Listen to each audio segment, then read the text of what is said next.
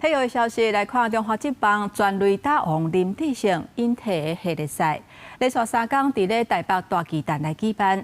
伊讲感谢一路行来甲伊斗3天的人，而且最后一场的比赛，伊讲出一支阳春炮，甲伊职棒全垒打的纪录游悬到305支轰软，会当讲是真水气的结束。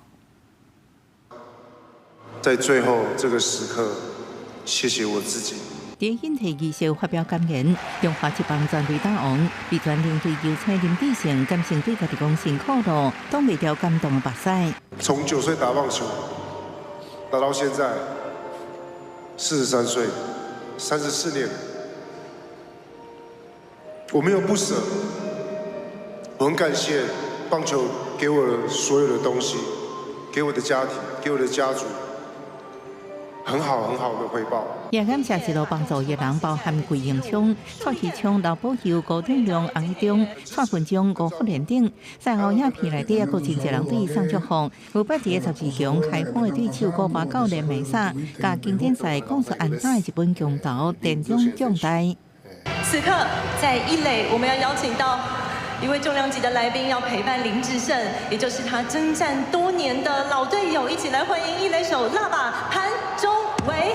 引退仪式中，林志胜在礼包过去来向时期老队友，包含潘中辉、赵志辉、中宪当年成就连线完成最后一摆上杀手臂，林军瑞将所有球具扛出来，向前结束球员生涯。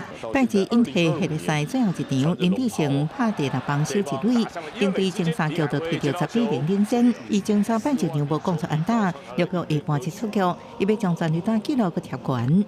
这个球出手来看一下林志胜，左外方向的飞球，距离够不够远呢？这个球全垒打！生涯最后一摆比赛，伫最后一个打击机会，生涯全垒打数更加起有305支，继续稳坐中职全垒打王。这支全垒打也是林志胜大巨蛋首封。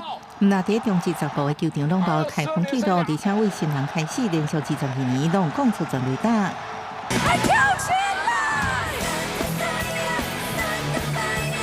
中职这个比赛了后，特别邀请歌手林惠美现场助阵，以大巨蛋唱313美顶经典歌曲。3场引退系列赛有106316人进场，加上中职3连战进场人数升悬。斗阵个别中职传奇球星记者综合报道。